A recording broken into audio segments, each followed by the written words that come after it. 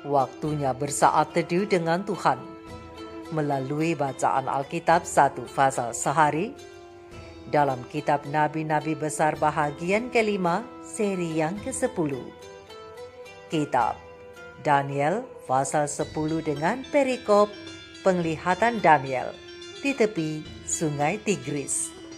Mari baca Alkitab, mari dengar Alkitab, dan mari lakukan apa yang Allah firmankan di dalam Alkitab. Maka iman dan pengharapanmu tidaklah sia-sia. Tuhan Yesus Allah Putra, Alfa dan Omega memberkati, dan Allah Roh Kudus akan menuntun untuk memahami. Salam kasih dan doa dari Rumah Produksi Endang Silitonga Tanjung. Bible Audio Ministry.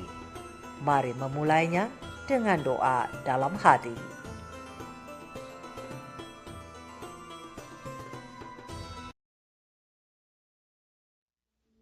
Pada tahun ketiga pemerintahan Koresh, raja orang Persia, suatu firman dinyatakan kepada Daniel yang diberi nama Beltsazar. Firman itu benar dan mengenai kesusahan yang besar. Maka dicamkannyalah firman itu dan diperhatikannyalah penglihatan itu.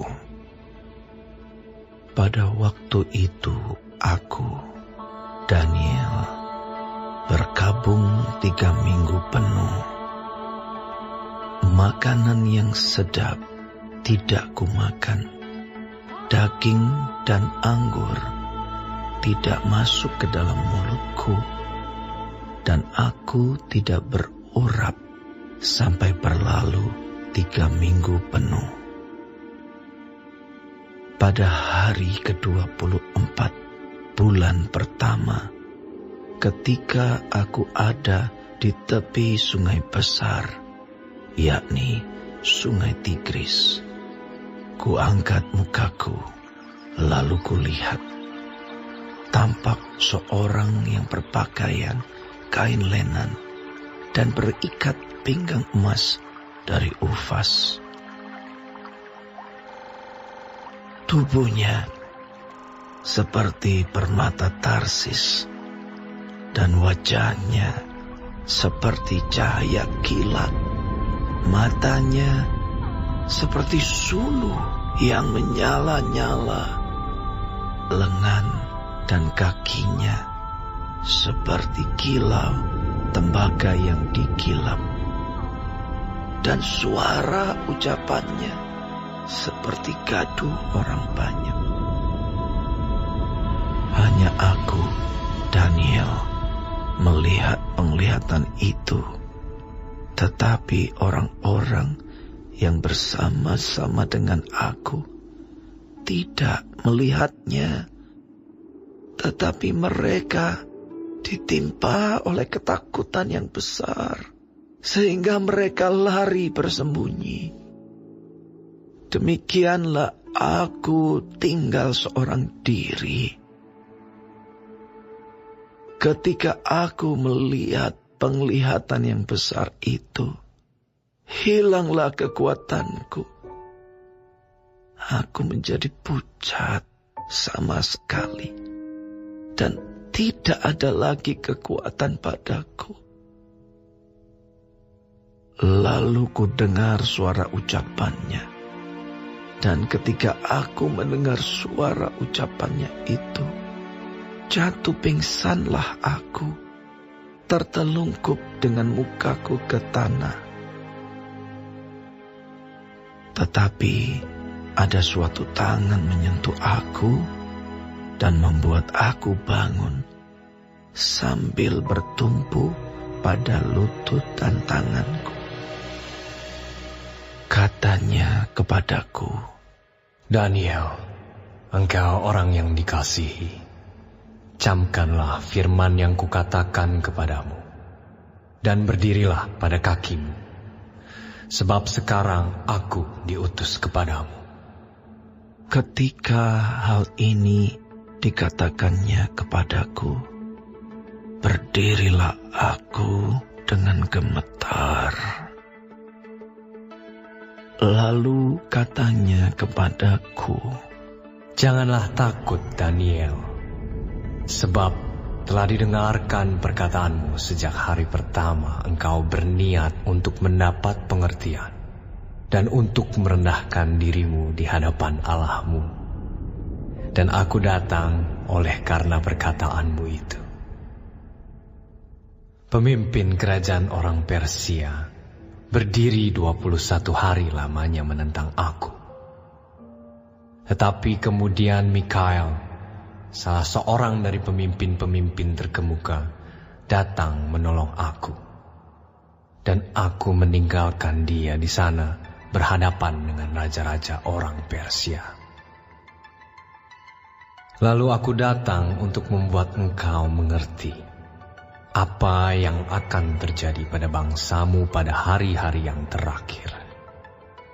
Sebab penglihatan ini juga mengenai hari-hari itu." ketika dikatakannya hal ini kepadaku, kutundukkan mukaku ke tanah dan aku terkeluh. Tetapi sesuatu yang menyerupai manusia menyentuh bibirku. Lalu kubuka mulutku dan mulai berbicara. Kataku kepada yang berdiri di depanku itu, "Tuanku, oleh sebab penglihatan itu, aku ditimpa kesakitan dan tidak ada lagi kekuatan padaku. Masakan aku, hamba Tuanku ini, dapat berbicara dengan Tuanku? Bukankah tidak ada lagi kekuatan padaku dan tidak ada lagi nafas padaku?" Lalu dia yang rupanya seperti manusia itu menyentuh aku pula dan memberikan aku kekuatan dan berkata, "Hai engkau yang dikasihi, janganlah takut. Sejahteralah engkau. Jadilah kuat, ya, jadilah kuat." Sementara ia berbicara dengan aku merasa kuat lagi dan berkata, "Berbicaralah kiranya Tuanku, sebab engkau telah memberikan aku kekuatan." Lalu katanya, "Tahukah engkau mengapa aku datang kepadamu? Sebentar lagi aku kembali untuk berperang dengan pemimpin orang Persia. Dan sesudah aku selesai dengan dia, maka pemimpin orang Yunani akan datang. Namun demikian, aku akan memberitahukan kepadamu apa yang tercantum dalam kitab kebenaran. Tidak ada satupun yang berdiri di pihakku dengan tetap hati melawan mereka, kecuali Mikael, pemimpinmu itu."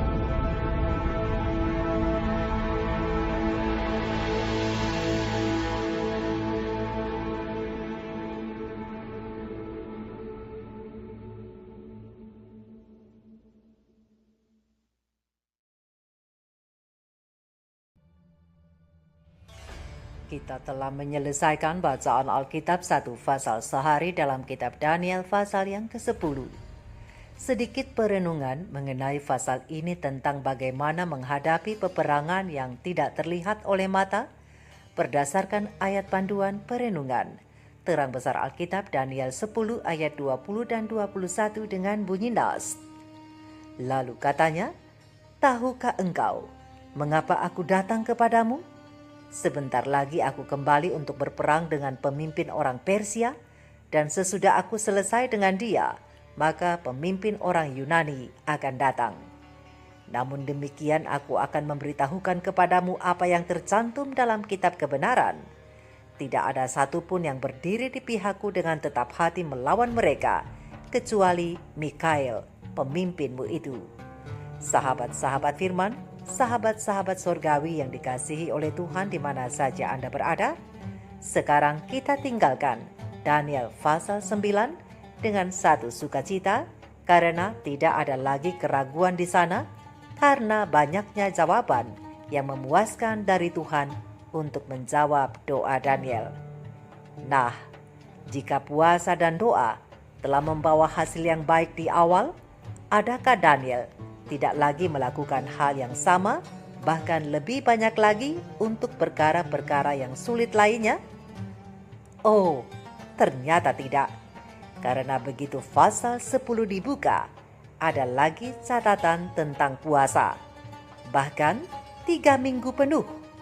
Walaupun bukan puasa tidak makan sama sekali atau tidak minum sama sekali, namun pola hidup makan yang diatur sedemikian rupa untuk memenuhi tujuan dan maksud dari Nabi Daniel memohon kepada Allah. Dan jawaban yang paling menakjubkan dari doa dan puasanya itu adalah dengan hadirnya sosok paling istimewa dari sorga.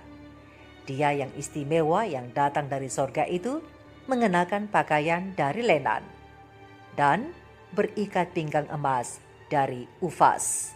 Ufaz sendiri adalah nama tempat, namun yang anehnya sampai saat ini tidak diketahui di mana lokasi emas murni itu berada. Kemudian tubuh tamu istimewa itu seperti permata Tarsis dan wajahnya seperti cahaya kilat. Matanya seperti suluh yang menyala-nyala, lengan dan kakinya seperti tembaga yang digosok mengkilap. Suaranya apabila berucap terdengar laksana deru suara orang yang banyak. Tapi siapakah gerangan dia? Oh, dia adalah Putra Allah, Yesus. Yesus sendirilah yang datang kepadanya. Tapi kunjungan yang sangat istimewa ini hanya dapat dilihat oleh Nabi Daniel seorang, dan tidak untuk orang-orang yang bersama dengan dia di tepi sungai besar yakni Tigris. Mereka semua ditimpa ketakutan sehingga lari bersembunyi. Pena Ilham Ilahi Roh Nubuat The Review and Herald 8 Februari tahun 1881 yang dicatat di dalam komentar Alkitab SDA Bible Commentary volume 4 halaman 1173 alinea kedua menjelaskan bahwa Anak Allah menampakkan diri kepada Daniel, dan gambaran ini mirip dengan yang diberikan kepada Yohanes ketika Kristus diwahyukan kepadanya di Pulau Patmos.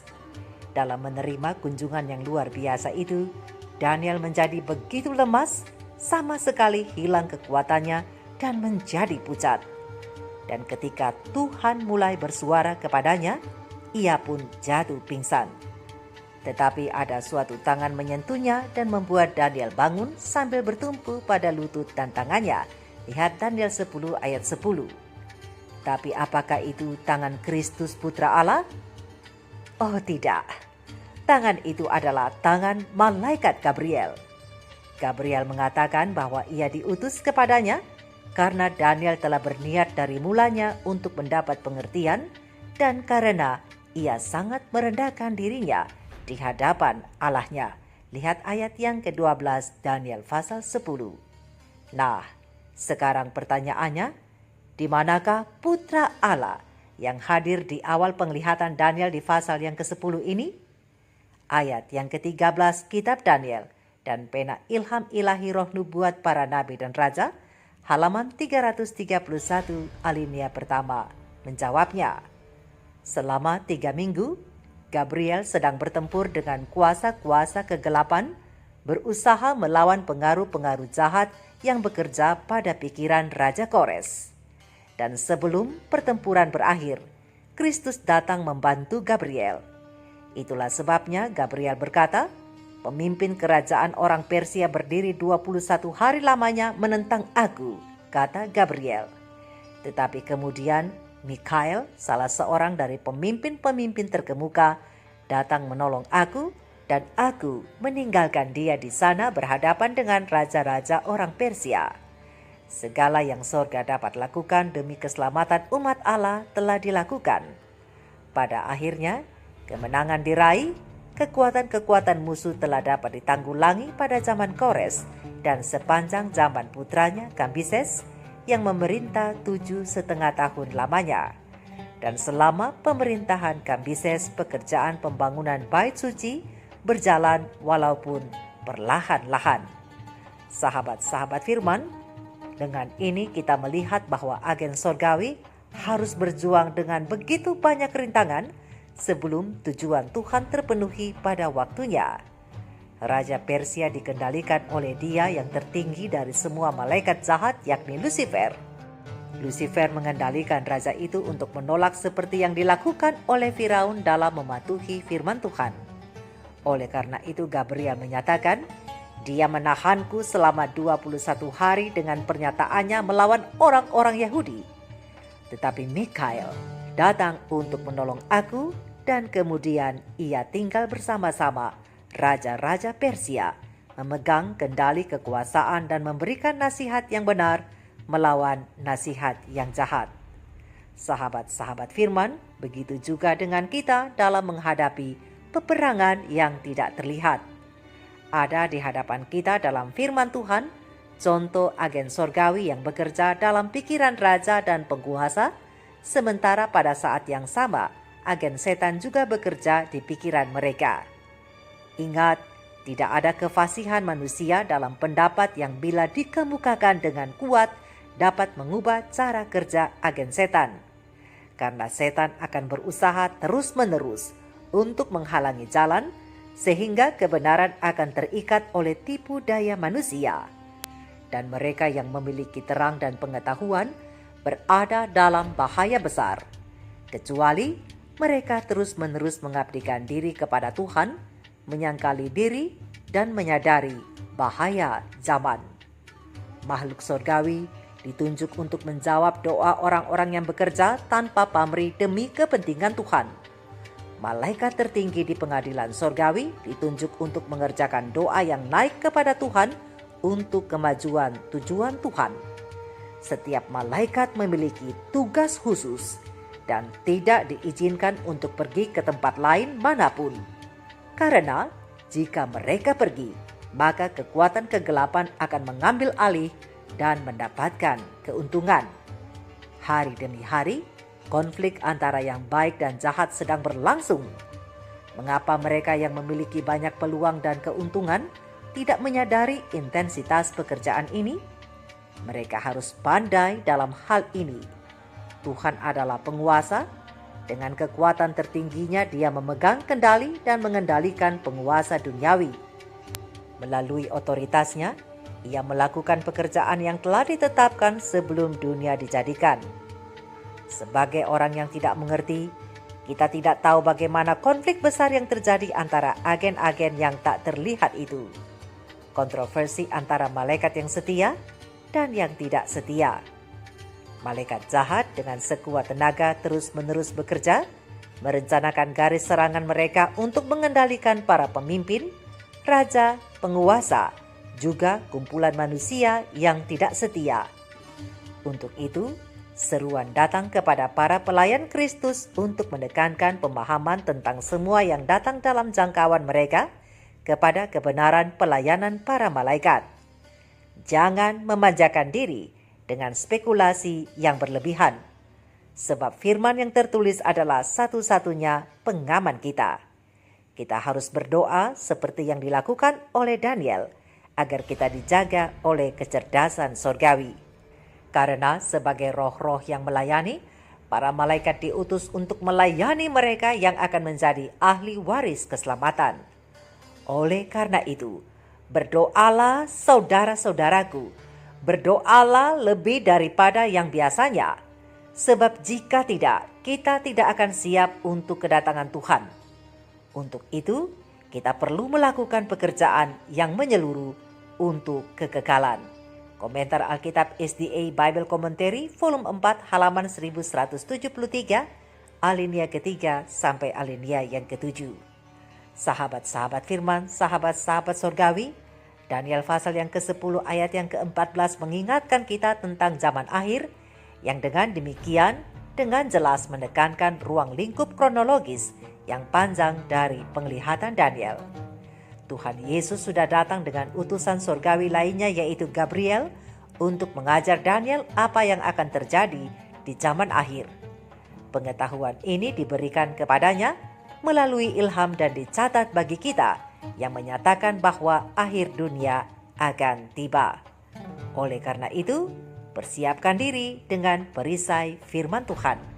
Karena pasal ini menceritakan kepada kita kisah Injil tentang betapa Allah mencintai Daniel, Kores, dan mengasihi kita semua yang membaca kitab Daniel pasal yang ke-10 ini. Sorga ingin menolong kita memenangkan pertempuran melawan kuasa kejahatan yang tidak terlihat. Untuk itu dengarlah nasihat sorga senantiasa yang berkata, "Hai engkau yang dikasihi, janganlah takut, sejahteralah engkau, jadilah kuat, ya, jadilah kuat."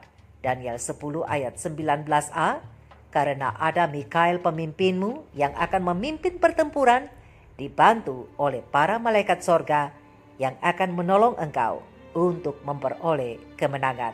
Mari kita renungkan ini bersama. Tuhan Yesus memberkati. Maranatha. Shalom.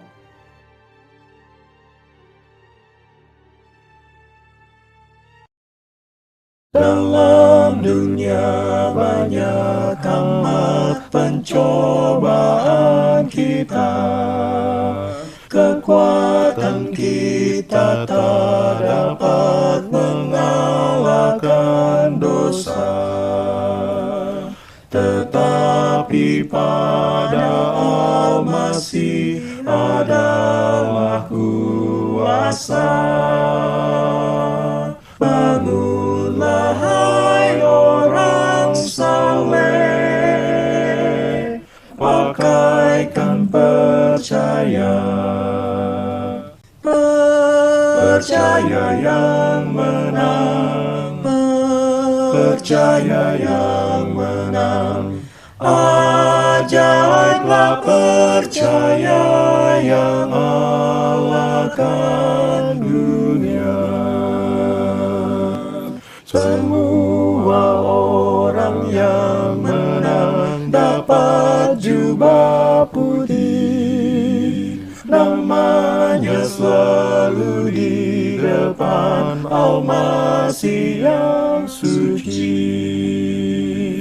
Nyalakanlah percayamu dan beranikan hati.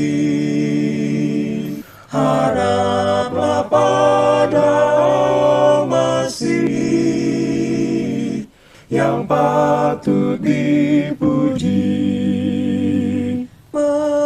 Percaya yang menang, percaya yang menang. Ajaiblah percaya yang alahkan dunia. Percaya yang menang, percaya yang menang. Ajaiblah percaya